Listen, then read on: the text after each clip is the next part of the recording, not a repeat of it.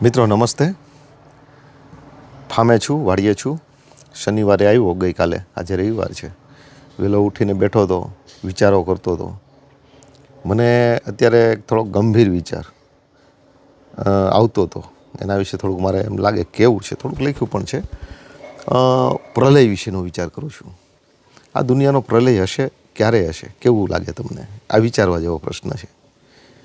દુનિયાના એક છેડેથી કે એક દરવાજેથી નહીં, અનેક દરવાજેથી પ્રલય આપણી ઉપર જંબુડી આમ ટીંગાઈ રહ્યો હોય એવું લાગે છે. એ યુદ્ધ હોય, રોગશાળો હોય, પ્રકૃતિનું વિછેદન થઈ રહ્યું છે, અથવા તો પ્રકૃતિ પોતાના ચક્ર ઉપરથી ખસી રહી છે, આ હોય. આપણને મોટે ભાગે આપણા નાનપણથી પ્રલય વિશે શું સાંભળ્યું? પ્રલય એટલે મોટું ઘોડાપૂર આવે, કે પાણી આવે, પ્રકોપ આવે, ભૂકંપ થાય, આવું કંઈક. એક દિશામાંથી નહીં, અનેક દિશામાંથી પ્રલય આવે ને એવું સ્પષ્ટ પારદર્શક દેખાઈ રહ્યું છે. રોગશાળા, માનો કે માણસના આરોગ્યની વાત કરો, પહેલું સુખ તે જાતે નર્યા. પથારી ફરી ગઈ છે માણસના આરોગ્યની, આયુષ્યની. Heart attack, cancer, BP, diabetes, અનેક. અને હાલતા ચાલતા કોરોના જેવા ગમે ત્યારે રોગ ઠોકાય એ તો જુદા.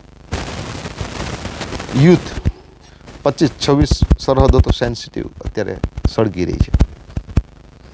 અને જેને વિશ્વ નેતા આપણે કહીએ છીએ એ લોકોની તમે એની ઠગાઈ જુઓ, એનું વ્યાપારિક માનસ જુઓ, એનો મતલબ જુઓ. જ્યાં એક વખત આબ્રાહમ લિંકન જેવા માણસો બેસતા હતા, જ્યાં વોશિંગ્ટન જેવા માણસો બેસતા હતા, ત્યાં કેવા ટપોરિયા બેસીને અને કેવી વાતો કરે છે, કેવો સ્વાર્થ પોતાનું સાધે છે. એટલે યુદ્ધની દ્રષ્ટિએ જુઓ તમે, આરોગ્યની દ્રષ્ટિએ જુઓ, સાંસ્કૃતિક મૂલ્યોની દ્રષ્ટિએ જુઓ, એમ લાગે ચારેય બાજુથી. અને આ ઋતુ ચક્ર જુઓ તમે,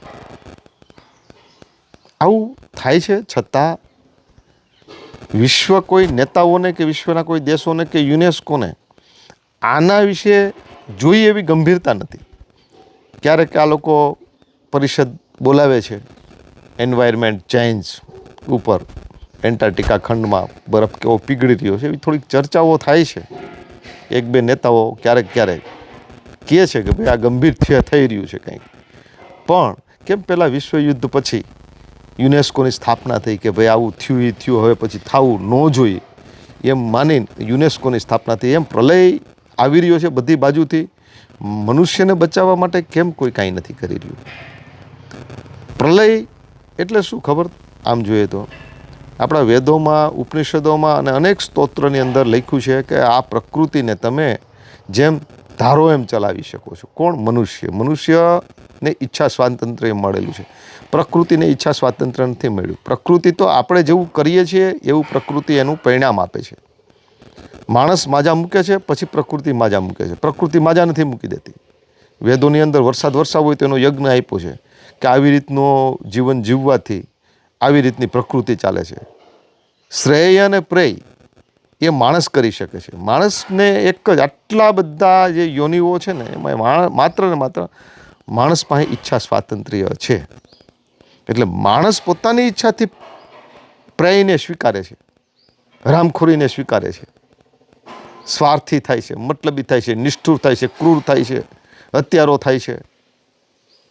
અને એના પરિણામો પ્રકૃતિને આપવા પડે છે. પ્રકૃતિ તો માં છે, પણ છતાં માં નિયમબદ્ધ બંધાયેલી છે અને એ સત્યવાહિની છે.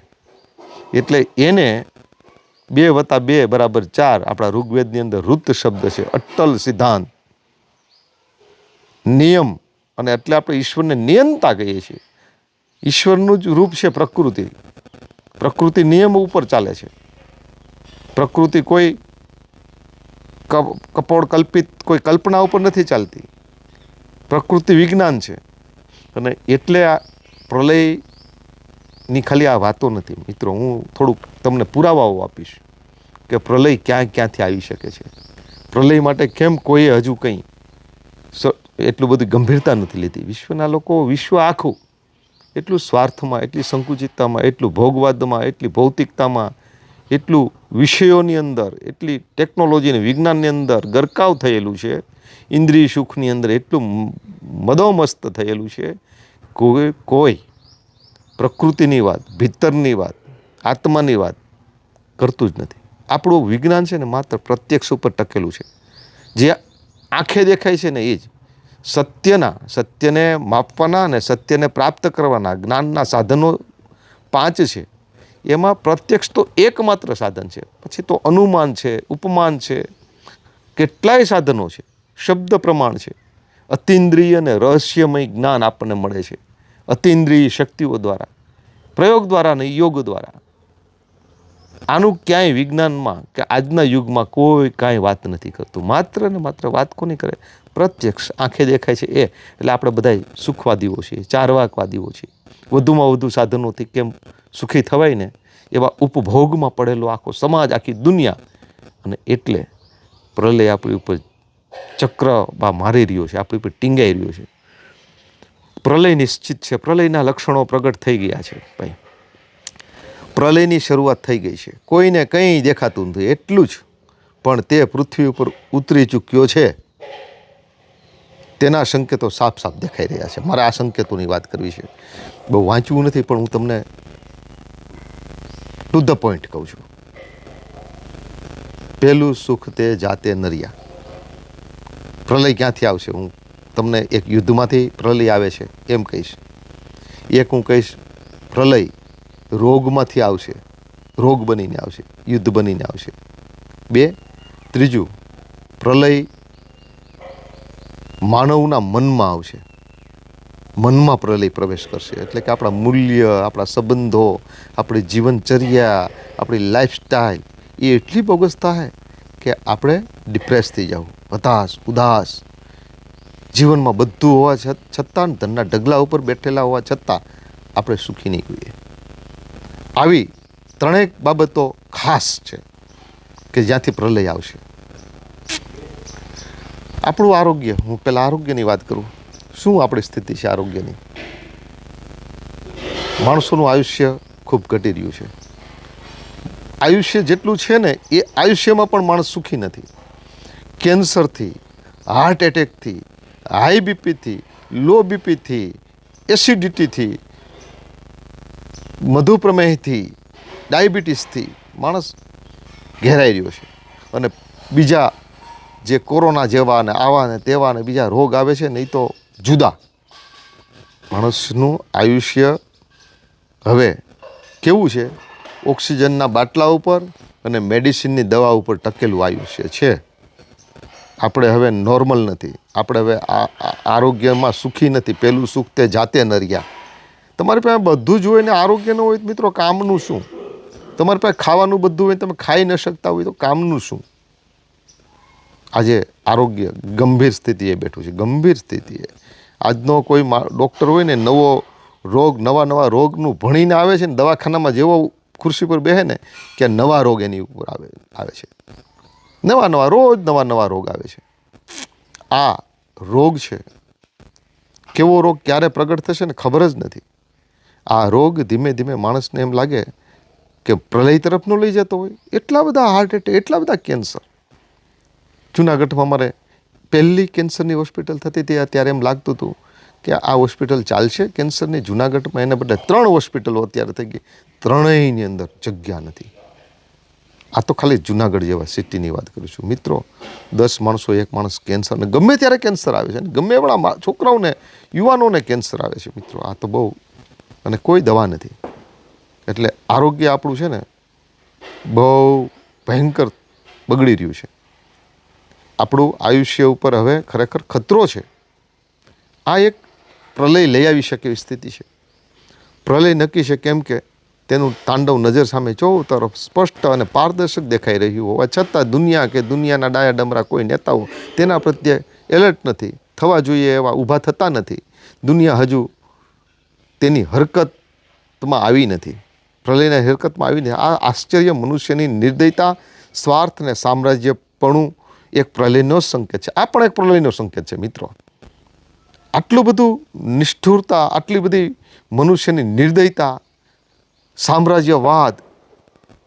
વિચાર કરો તમે કે જે નેતાઓ ને જે દેશ, મહાસત્તાઓ જે શાંતિ સ્થાપવા જોઈએ એને બદલે આજે એ લોકો અશાંતિના કારણ બને છે.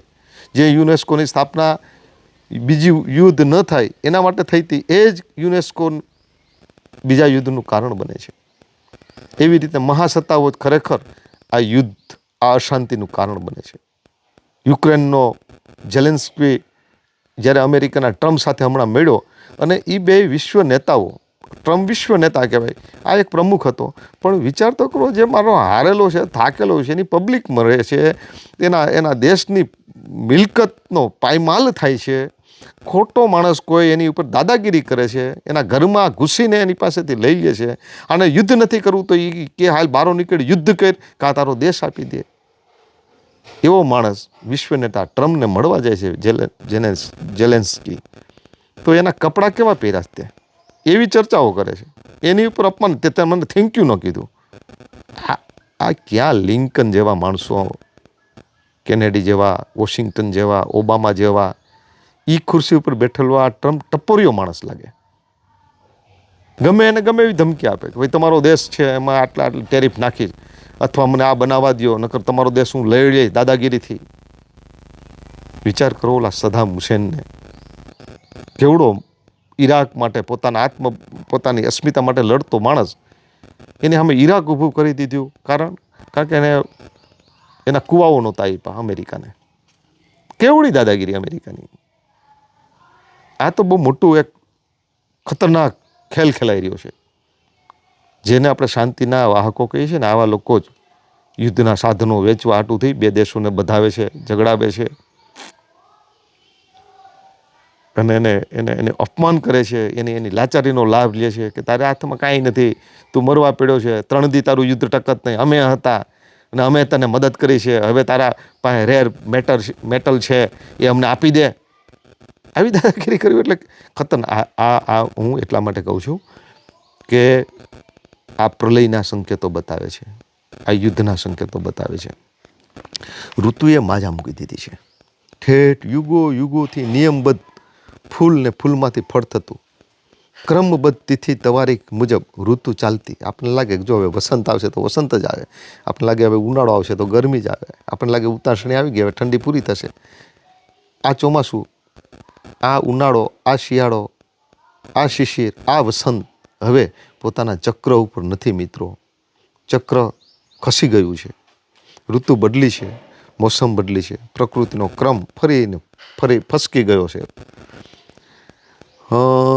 બાલ્યકાળ જે કહેવાય ને, કમ ઉંમરે માણસની ઉંમર ન થઈ હોય ને ત્યારે એમાં યુવાની દેખાય છે મનુષ્યમાં. આ પ્રલયના સંકેતો છે. અને બાલ્યકાળમાં યુવાની દેખાય છે ને ઘડપણમાં પાછો ઘરડો હોય ને એ પાછો યુવાન જેવો દેખાય છે. યુવાન જેવો દેખાતો હોય, યુવાન જેવા બધા વિકૃતિઓ ઘરડાઓમાં પણ છે.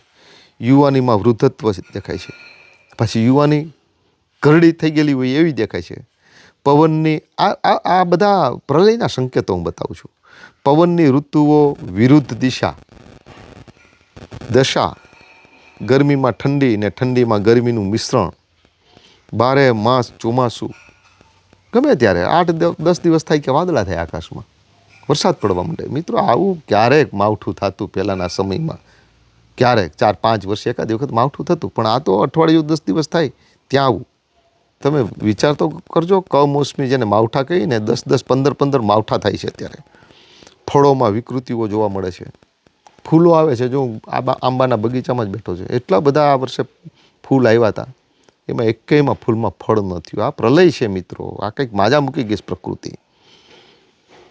અને વળી ફાલ આવે છે, એમાં રોગ, ફળોમાં ઈયળો પડે છે, ધરતીમાંથી ફળદ્રુપતાનું ગાયબ થઈ જવું. મિત્રો આ ડાળખીઓ છે ને, કલમની ડાળખીઓ, એ એટલી ખુમાસવાળી એક વખત હતી, એટલા એના પાંદડાઓ ખુમાસવાળા હતા. આજે પાંદડાની અંદર છે ને વૃદ્ધત્વ દેખાય છે. ડાળખીઓમાં, વૃક્ષમાં પણ પ્રલય પ્રવેશી ચૂક્યો છે મિત્રો. સુવાસ જતી રહી છે ફૂલોમાંથી, ફોરમ જતી રહી છે પ્રકૃતિમાંથી, રસાયણ તત્વોનું આ ચાલ્યું જવું ધરતીમાંથી, વરસાદનું વિરમવું યા નિયમ વિરુદ્ધ વરસાદનું થવું, અતિવૃષ્ટિ થવી, ક્યાંક દુષ્કાળ થવો, આવી અનિયમિતતા આવી જવી, વૃક્ષ વનસ્પતિમાંથી પ્રકૃતિનું વિરમી જવું ને, આ લાવણ્ય જતું રહ્યું છે પ્રકૃતિનું. મિત્રો, પ્રકૃતિ એટલે હું? એ મારા બાપુજી વખતના માણસો હોય ને એને પૂછો ને તો ખબર પડે કે હું પ્રકૃતિ હતી, હું કપાસ હતો, હું માંડવી થતી, હું આંબો હતો. મિત્રો, અત્યારે કપાસ, શેરડી, અરે લીલો વાવીને મકાઈને એવું કંઈ ઢોરનો ઘાસચારો તો એમાંય દવા છાંટવી પડે છે. દવા વગર કાંઈ થાય નહીં. થાય એમાં કંઈ હારા વાત નથી. પાનમાંથી ખુમાસ ગાયબ થઈ ગઈ છે. આ પ્રકૃતિ અને ઋતુનો પ્રલય સંકેત બતાવે છે. મિત્રો, આ ભલે તમને સામાન્ય વાત આવે છે, પણ આપણે પ્રલયના મુખ ઉપર, દ્વાર ઉપર આવી ગયા છીએ. ફળોની અંદર ઈયળો પડે, પડતી કોઈ દી કેરીની અંદર ઈયળો ન પડતી, કોઈ દિવસ. આજે કેરીની અંદર ઈયળો પડે છે. મિત્રો, ઋતુચક્ર છે ને, ઋતુચક્ર ખસી ગયું છે. કમોસમી ફળો થાય છે. અને મોસમ તમે જુઓ, ચોમાસાની અંદર કેરી આવી હતી, એટલે બહુ ખતરનાક સ્થિતિ છે. માણસનું માણસ જેવું ન રહેવું. યુગો સુધીથી ચાલતો આવતો આ માણસ અચાનક જ આમ એકાએક માત્ર 10-20 વર્ષમાં આટલો બદલવા લાગે. ચા બનાવી અમારા બાપુએ ચા બનાવી, પીતો વાત કરી છે. એને કંઈ અવાજ ઓછો કરે. મિત્રો, મારે કહેવાનું શું છે ખબર? કે માણસ કેટલો બદલ્યો છે. તમે એક વિચાર કરો. હું એક તમને તારીખ આપું. એક એટલે આજથી હું 2022 વર્ષ પહેલાંની વાત કરું છું. એ તારીખનો એક માણસ મૂકો તમે. એકનો માણસ મૂકો. અને પછી 100 એટલે કે 100 વર્ષ પછીનો માણસ મૂકો. આ બેયને બેસાડો. વચ્ચે 2 દીકરાઓ, એટલે કે 4 પેઢી થાય 100 વર્ષમાં. સાંભળજો બરાબર. આ 4 પેઢીને જુઓ તમે. એકનો જન્મેલા જેની બર્થડે હશે એ, અને 100માં જન્મેલો, એટલે કે એના પછી 100 વર્ષ પછી જન્મેલો. બેયને જોજો, બેયને પાઘડી હશે તો બધાય 4 પેઢીને પાઘડી હશે. સોયણી છે તો સોયણી છે. કામ ધંધો એક, બધું એક. હવે એક નહીં, એકથી લઈને 500 સુધી, એટલે 500 વર્ષના માણસોને બેસાડો. એક પેઢીના માણસને એકને બેસાડો. નો પહેરવેશ જુઓ. આ એક સર્વે કરું છું બેઠા તમે ખાલી વિચાર કરું. પણ તમને હું એ કહેવા માગું છું કે પરિવર્તન એટલે શું અને પરિવર્તન ક્યારે આવ્યું છે. ઓલી આગ છે ને, આગ જ્યોત, એ ઠરવાની થાય ને એટલે મોટી જ્વાળાઓ પ્રગટ થાય. એવું કહેવા માગું છું. હવે આ 500 માણસને બેહાડો નહીં. હું તો કહું 500 નહીં, 2019 સુધીના માણસોને બેહાડો. એટલે કે 2000 વર્ષના માણસોને બેહાડો. આ માણસોમાં શું થયું ખબર? ક્યારેક રાજાશાહી બદલી છે. કામ ધંધો, મૂલ્ય, સંબંધો, લગ્ન, સંસ્થાઓ, કુટુંબો, આ કાંઈ બદલ્યું નથી. એકનું એક છે. આ વિચાર કરવા જેવો છે. આક્રમણો આવ્યા વિદેશમાંથી. એકાદી વખત સિકંદર આવ્યો ને, પછી ઓલો બિન કાસમ આવ્યો ને, પછી ઘોરી આવ્યો ને, ગઝનવી આવ્યો ને, પછી મોગલો આવ્યા, અંગ્રેજો આવ્યા, ડચ ને વલંદાઓ વચ્ચે આવ્યા. આવા નાના ઐતિહાસિક ફેરફારો થયા. એમ માણસોની આંતરિક જે ભારતીયોની સંસ્કૃતિ હતી એમાં કાંઈ ફેરફાર થયો તો બહુ જરાય નહીં. મિત્રો, મારું કહેવાનું એ છે કે આપણી સાંસ્કૃતિક મૂલ્યોની અંદર કેટલો ફેરફાર અત્યારે આવે છે. કાલનો હોય આજ હોય ને, આજનો હોય કાલ પાછું હોય. ગઈ વર્ષે લગ્ન હોય ને, એ લગ્ન આવતા વર્ષે જુદા હોય છે. રિવાજો બદલી ગયા છે, સંબંધો બદલી ગયા છે. આપણા સંબંધો શુષ્ક થઈ ગયા છે. આજે ક્યાં બાપા અને ક્યાં દીકરો. દીકરો કલેક્ટર હોય ને બાપા ખેતી કરતા હોય. બેયની વચ્ચેનો જનરેશન ગેપ તો જુઓ તમે. પહેલાનો બાપો માંદો હોય ને તો એનો છોકરો એને ખાટલે બેસતો, એની પાંગથે બેસતો, એકબીજા પરસ્પર વાતો કરતા. કેવી કુટુંબ વ્યવસ્થા હતી. હજી ગઈકાલ સુધીની વાત જુઓ ને. આ ઇન્ટરનેટ આવ્યું ને, મને એમ હતું ને, હું વિચારતો પહેલાં કે 18મી સદીમાં જે 19મી સદીમાં ઔદ્યોગિક ક્રાંતિ આવી ને, 18મી 19મી સદીમાં, ત્યારે એમ લાગે કે મનુષ્યનું જીવન બદલાવી નાખશે આ યંત્ર. પણ એ બહુ બદલાવી નહોતા શીખ્યા. આપણું જીવન કોઈએ બદલાવ્યું હોય ને તો ઇન્ટરનેટે બદલાવ્યું છે. ઇન્ટરનેટે જે 1998ની 95ની આસપાસ આવ્યું છે. ભલે ફોન આવ્યો, બાપુ મૂકી દો અહીં. 1998ની આસપાસ આવ્યું છે. ઇન્ટરનેટે આપણે પથારી ફેરવી નાખી છે આપણા જીવનની. એક ગ્લોબલ વિશ્વ બનાવી નાખ્યું છે. એક નાનકડું વિશ્વ બનાવી નાખ્યું. અમેરિકામાં જે વિકૃતિ અને જે ક્રાઇમ થાય ને એ ભારતનો છોકરો જુએ છે, અને ભારતના છોકરાને એની ઉપરથી પ્રેરણા મળે છે. એટલે એટલું બધું વિશ્વ બદલી ગયું છે. પ્રલયનું આ એક કારણ છે. જીવનમાંથી શાંતિ જતી રહી છે. આટલો યુગ ક્યારે બદલે મિત્રો? એક બદલવાની એક તાસીર હોય, બદલવાની એક કેપેસિટી હોય. બદલતું બદલતું બદલતું 2000 વર્ષમાં ન બદલ્યું ના 20 વર્ષમાં આટલું બદલી ગયું. એનો અર્થ શું થાય? તમે થોડોક વિચારો. એનો અર્થ શું થાય? એનો અર્થ એવો થાય કે હવે આ જ્યોત ઠરવાની થઈ છે. ઠરે ત્યારે એક વખત આમ ભડકે, આમ ઊંચી ઉલડે છે. તમે જોજો, જ્યોત એક વખત તાપ આપી દે છે. આ દશાએ અને દિશાએ આપણે બેઠા છીએ. માણસનું માણસ જેવું ન રહેવું, યુગો યુગો સુધીથી ચાલતો આવતો આ માણસ અચાનક જ આમ એકાએક માત્ર 10-20 વર્ષમાં આટલો બદલવા લાગે. આશ્ચર્ય છે આ. અને બધા જ મૂલ્ય એકાએક બદલી જાય અચાનક. આ પણ પ્રલયનો જ એક સંકેત બતાવે છે. વિગતે આ વિચારજો. મેં તો આ બધા સંકેતો આપ્યા છે પ્રલયના. માનવ જીવનના મૂલ્ય અને સંસ્કૃતિમાં કેવા અને કેટલાય ફેરફારો થયા છે તે જોજો તો જણાઈ જશે કે નક્કી કંઈક હવે નવા જૂની થવાની થઈ લાગે છે.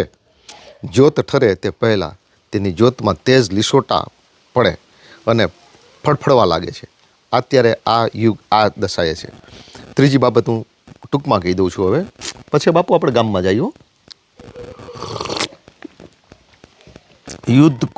યુદ્ધની વાત કરું છું અને આમ નજીકથી ગૌરથી વિચારજો તમે. યુદ્ધ પણ પ્રલયનું કારણ બની શકે છે મિત્રો. તો દુનિયાના મહાપુરુષો જેવા નેતાઓના પદ પર કેવા તુંડ મિજાજી, સંકીર્ણ વિચારધારા, સ્વાર્થી લોકો અને સામ્રાજ્યવાદી વલણ ધરાવતા નરાધમો, ટપોરિયાઓ રાજનીતિને સેવાને બદલે વ્યાપાર કરવા લાગ્યા છે. મિત્રો મારે એ વાત કરવું છે. અમે યુક્રેનની વાત કરીએ ને, ઝેલેન્સ્કી અને ટ્રમ્પની, એની ઉપરથી મને વિચાર આવે છે.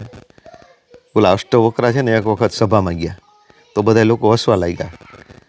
એટલે એ અષ્ટવક્રાએ જોયું કે આ લોકો, કારણ કે અષ્ટવક્રા થોડાક વાંકા ચૂકાને દેખાવે નબળા હતા, એને લાગ્યું કે આ લોકો મારા જાતને જોઈને, મારું શરીરને જોઈને હસે છે. એટલે એ હસવા લાગ્યા.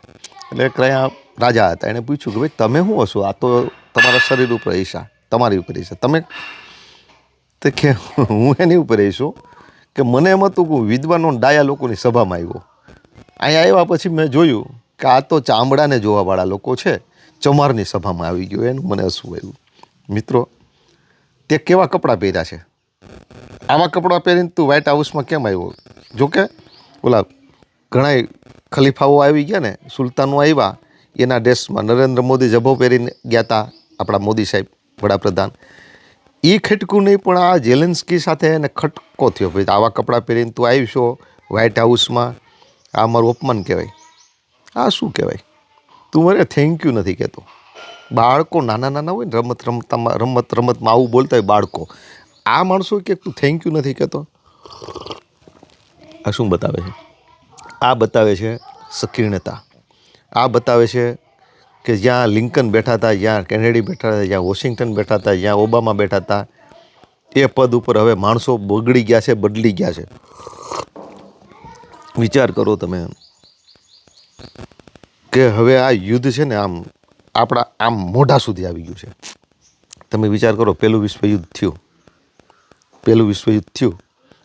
1914માં ચાલુ થયું, 1919માં પૂરું થયું. અને 1919માં પૂરું થયું ને એટલે વિશ્વના થોડાક સારા નેતાઓ હતા ને, ડાયા ડમરા લોકોને વિચાર થયો કે આવું યુદ્ધ 2-3 કરોડ લોકો મરી ગયા, આવા લોકો હવે ન મરે ને આવું હવે ન થાય, એના માટે થઈને આપણે કંઈક વિચારવું જોઈએ.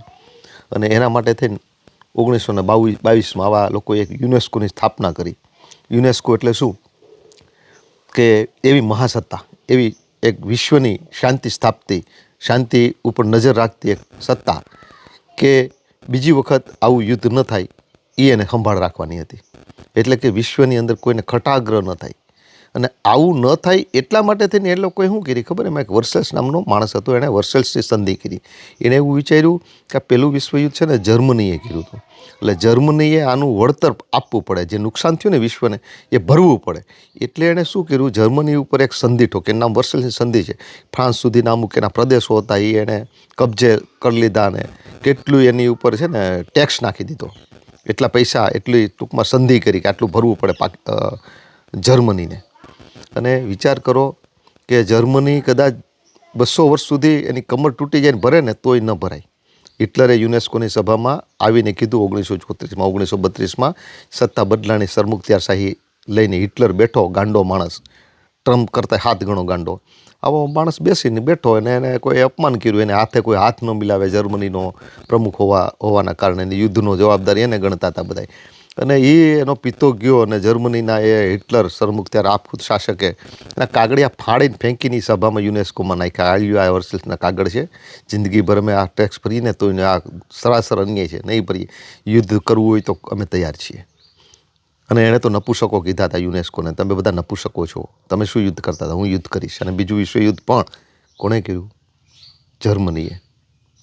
મિત્રો, કહેવાનો મતલબ શું છે કે જે શાંતિ સ્થાપવા માટે જેની રચના થઈ હતી, જેની સ્થાપના થઈ હતી, એ યુનેસ્કો બીજા યુદ્ધનું કારણ બન્યું. વિધિની વક્રતા તો જુઓ તમે. મારો કહેવાનો મતલબ એમ છે કે યુનેસ્કોની સ્થાપના હોવા છતાં બીજું વિશ્વયુદ્ધ તો થયું ને. તો હવે 1939માં એ બીજું વિશ્વયુદ્ધ ચાલુ થઈ ગયું હતું, 44 સુધી ચાલ્યું. તો મિત્રો, શાંતિ સ્થાપવાની યુનેસ્કો જેવી મજબૂત સત્તા હોવા છતાં જો બીજું વિશ્વયુદ્ધ થયું તો ત્રીજું વિશ્વયુદ્ધ હવે નહીં થાય એની ખાતરી શું? અને વિશ્વયુદ્ધ પહેલું થયું ને એ તો સામાન્ય હતું, એની પાસે બહુ એટમ બોમ્બ નહોતા. બીજા વિશ્વયુદ્ધમાં એટમ બોમ્બનો પ્રયોગ થઈ ગયો, પણ ત્યારે પણ બધા દેશો પાસે એટમ બોમ્બ નહોતા. ને આજે તો વિશ્વના કેટલા દેશો, જે આતંકવાદી પાકિસ્તાન જેવા દેશો પાસે પણ એટમ બોમ્બ છે. રશિયા પાસે 7,000 એટમ બોમ્બ છે, પરમાણુ બોમ્બ. અમેરિકા પાસે 5,000 કરતાં વધારે એટમ બોમ્બ છે. અરે મિત્રો, ચાઇના, મિત્રો, ઓલો આતંકવાદી જેવા દેશો છે ને બધા, એની બધા પાસે એટમ બોમ્બ છે. હવે વિશ્વયુદ્ધ થશે તો કેવું થશે? અને એવું નથી કે આપણે ડાયા ડમરા થઈ ગયા છે અને યુદ્ધ એટલે નથી કરતા. પહેલાં ને બીજા વિશ્વયુદ્ધ વચ્ચે અંતર નથી, પણ બીજા ને ત્રીજા વિશ્વયુદ્ધ વચ્ચે ઝાઝું અંતર દેખાય છે. કારણ શું? કારણ એ છે કે તારી પાસે એટમ બોમ્બ છે, મારી પાસે છે.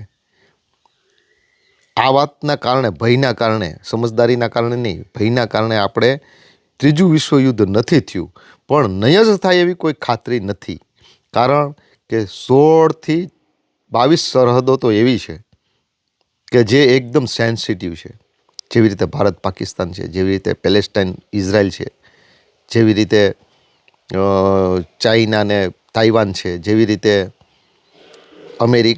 યુક્રેન ને રશિયા છે. ઘણી બધી સરહદો હામી મિસાઇલો માંડી તોપો રાખીને બેઠી છે. અને અત્યારે હાલમાં કેટલા યુદ્ધો, સરહદોના યુદ્ધો ચાલુ છે, જેમ પેલેસ્ટાઇન ને ઇઝરાયલનું છે, જેમ યુક્રેન ને રશિયાનું છે, એવા કેટલા યુદ્ધો ચાલુ છે. મિત્રો, આખી પૃથ્વી છે ને એ ફટાકડાની ફેક્ટરી જેવી થઈ ગઈ છે.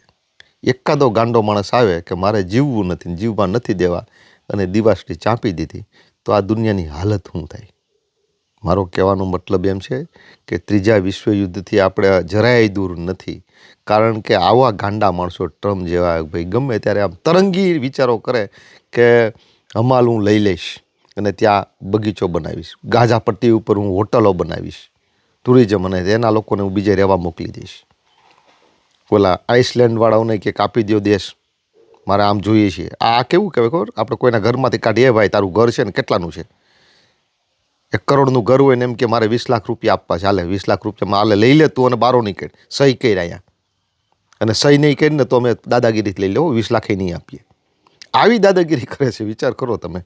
ઓલા યુક્રેનના ઝેલેન્સ્કી, જે બિચારો હાવ મજબૂર માણસ છે, એને એમ કહે છે કે તારી પાસે રેર મેટલ છે, આપી દે મને, સહી કરી રહ્યા. સહી કરવા તો બોલાવ્યો હતો એને, સહી કરી. અને ઓલા સહી કરવાની ના પાડીને એને કીધું કે બોલો વારંવાર સંધિ તોડે છે, હું આવું કરું છું, સહી કરું છું, આવી સંધિ 25 વખત પુટિને તોડી નાખી છે. તો કે હું નહોતો ત્યારે. ટ્રમ્પ એમ કે હું નહોતો પણ અમેરિકા તો હતું ને. અને વળી એના જ પ્રમુખને ગાળો દે છે, ભાઈ બાઇડન તો આવો હતો ને તેવો હતો. વિચાર કરો તમે. એમ કે સહી કર, હું નહોતો એટલે એવું થયું, હું હોઈશ એટલે નહીં થાય, કે હું હોઈશ એટલે કેમ નહીં થાય? તો કે હું અહીંયા મારી છે ને મારા ધંધાઓ સ્થાપી દઈશ, તારી પાસે રેડ મેટલ છે જે પદાર્થો છે એ કાઢવા માટે હું અમેરિકા લઈ આવીશ અને મારા જ માણસોને મારી જ કંપનીઓ અહીંયા સ્થાપી દઈશ, એટલે હું અહીંયા આવીશ એટલે પુટિન કાંઈ નહીં કરે. આ વ્યાપાર તો જો આ કોર્પોરેટર જગત ભાઈ બહુ ખતરનાક છે. અને રાજકારણ જ્યારે છે ને વ્યાપાર કરવા લાગે ને, રાજનીતિજ્ઞતા પૂરી થઈ જાય અને રાજનીતિજ્ઞો જ્યારે કોર્પોરેટરો થઈ જાય ટ્રમ્પ જેવા, ત્યારે વિશ્વની માઠી બેસે છે મિત્રો. વાંદરાના હાથમાં મોતીની માળા છે. આ લાંબુ હું વાત કરું છું, તમને એમ લાગે છે કે સાહેબ આજ વાડીએ બેઠાને જામી પડ્યા છે, પણ તમે હિસ્ટ્રી વાંચો છો ને, આ આપણે છે ને ભાઈ એટલા બધા મોબાઈલમાં ગરકાવ થઈ ગયા છે ને, આજકાલનું આગળ પાછળનું કાંઈ જોતા જ નથી. આપણો યુવાન માત્ર ને માત્ર મોબાઈલમાં મોઢું નાખીને બેઠો છે. મને તો એમ લાગે ને કે ઓલા અંગ્રેજો આવ્યા ને ત્યારે જો આ મોબાઈલ ઇન્ટરનેટ હોત ને, આ શું કહેવાય પેલું ઇન્સ્ટાગ્રામ ને બધું હોત ને, તો અંગ્રેજો અહીંયા હજારો વર્ષ સુધી શાસન કરી શકત. શહીદ ભગતસિંહ ન હોત, ખુદીરામ ન હોત, ચંદ્રશેખર આઝાદ ન હોત. મિત્રો ખતરનાક હાલત થઈ રહી છે પૃથ્વીની. એટલે હું આ થોડીક આજે વાત કરવા બેઠો. ખૂબ લાંબી વાત છે, પ્રકૃતિની લાંબી વાત છે. બીજી વખત હું આવી કંઈક પ્રલયની વાત કરીશ અત્યારે, કારણ કે માણસ છે ને, માણસ એ ક્યાંથી આવ્યો છે ખબર તમને? જંગલમાંથી આવ્યો છે. જંગલમાંથી આવ્યો ને પાછો જંગલમાં જશે. આ વાત તેવી છે. આપણને એમ લાગે આ પ્રલય થાય ને આપણને એમ લાગે સારું ખતરનાક થઈ રહ્યું છે. આવા તો કેટલાય પ્રલય થયો. આ છે ઈશ્વરની દ્રષ્ટિએ, પ્રકૃતિની દ્રષ્ટિએ આ કોઈ બહુ મોટી વાત નથી. હંમેશા વિકાસ હોય ને, આમ ઊંધાયુંને તમે આખો આમથી આમ, અહીંથી ઉત્ક્રાંતિ શરૂ થાય છે, ઉપર જાય છે. જંગલમાં રહેલો માણસ, જંગલમાં રહેતો હતો આદિકાળનો માણસ, આ યુની ઊભી રેખા ઉપર ચડે છે, વિકસિત થાય છે, વિકાસશીલ ને વિકસિત થઈને અને પછી ઉપરની પટ્ટી ઉપર આવે છે, ઊંધો યુ. હવે અત્યારે આપણે ઉપરની પટ્ટી ઉપર છીએ. જંગલમાં જીવતા હતા, બખોલમાં જીવતા હતા, પહાડોની, વૃક્ષોની, પાષાણ યુગમાં હતા. ત્યાંથી આપણે ઉપરની ટ્યુબમાં આવ્યા, વિકાસ થયા, નગરોમાં આવ્યા, નદીઓનો કિનારે ખેતી કરી, શહેરોમાં આવ્યા, આધુનિક થયા. અત્યારે આપણે ઉપર છીએ. હવે અહીંયા ઇન્ટરનેટ અહીંયા મળ્યું, ઔદ્યોગિક ક્રાંતિ અહીંયા આવી ઉપર, અને હવે હાવ ટોપ ઉપર છીએ આપણે. હવે અહીંયાથી પછી શું થાય ખબર? અહીંથી પાછા આમ આવશું. શા માટે? કારણ કે ત્યાંને હું પામમાં દોડીને ત્યાં ગયો ત્યારે ત્યાં ન હતું. જે મહાભારતનું યુદ્ધ હસ્તિનાપુર માટે થઈને કરવામાં આવ્યું હતું, એ હસ્તિનાપુરનું રાજ્ય જેના હાથમાં આવી ગયું છે, એ લોકો તો પછી હિમાલયે હાડ ગારવા નીકળ્યા હતા. ભેગો હતો એક શ્વાન. મિત્રો, ધનના ઢગલા ઉપર બેઠેલું યુરોપ, અમેરિકા સુખી નથી. ધનથી સુખી ન થવાય, ઇન્દ્રિય સુખથી સુખી ન થવાય, પાયમાલ થવાય. એટલે મિત્રો, અહીંયા બેઠેલો માણસ કાં તો યુદ્ધથી, કાં તો રોગથી ઉપરનો માણસ, અને કાં તો માનસિક તણાવથી. માનસિક તણાવ અત્યારે એટલો લઈને બેઠો છે ને માણસ, કે બધું જોવા છતાં સુખનો સ્પર્શ નથી. સંબંધોમાંથી સુવાસ ચાલી ગઈ છે. ખેતાન માણસ થઈ ગયો છે ને ખતરનાક સ્થિતિ થઈ ગઈ છે. કોની ઉપર ભરોસો કરો? કોની સાથે જીવો? બધાને પોતપોતાનામાં રસ છે. એકદમ મતલબ, એકદમ સ્વાર્થી, સ્વકેન્દ્રી થઈ ગયેલો માણસ. સમય નથી. પ્રકૃતિને, ઉગતા સૂર્યને જોવો, બેસવું શાંતિથી, પક્ષીનો કલરવ સાંભળવો. તેહીનો દિવસા ગતા. આવા દિવસો આપણા હતા પૃથ્વી ઉપર, ક્યાં ગયા? અને આજે દોડવું પડે, સતત દોડવું પડે. આગળ હરણ છે, પાછળ સિંહ છે. હરણ જો દોડવાનું બંધ કરે તો શિકાર બની જાય. સિંહ જો દોડવાનું બંધ કરે તો ભીખો મરી જાય. આવી સ્થિતિ છે મિત્રો. એટલે આજ મેં થોડોક લાંબી વાતો કરી. વિશ્વની આ સ્થિતિ છે અત્યારે. માણસના મનની અંદર પ્રલય આવી ગયો છે મિત્રો. પ્રકૃતિમાં પ્રલય આવી ગયો છે, ફૂલોમાં પ્રલય આવી ગયો છે, ફળમાં પ્રલય આવી ગયો છે, આપણા હાર્ટમાં પ્રલય આવી ગયો છે, આપણા શરીરના પરમાણુમાં પ્રલય આવી ગયો છે. હું કોઈ નિરાશાવાદી માણસ નથી, અથવા તો 50 વર્ષની ઉપરનો માણસ પછી નિરાશાવાદીને હતાશ થયેલો હોય એટલે વાત કરે, એવું નથી કદાચ. પણ સ્થિતિ ડેન્જર છે. ભારેલા અગ્નિમાં આપણે અત્યારે ઊભી ગયા છીએ. હેઠેથી જ્વાળામુખી ફૂટવાનો છે અને આપણે એ જ્વાળામુખીના મુખ ઉપર ઊભા છીએ મિત્રો. આવી સ્થિતિ છે. હવે અમે રવિવાર છે સરસ મજાનો, એટલે બાળકો બધા રાહ જુએ છે, ગાંઠિયા ખાવા જવાના છે એક જગ્યાએ. જો રેડી બેટા બધા? જયતી તો હજી બ્રશ કરે છે. હે બેટા? હે નાવા ગઈ હતી?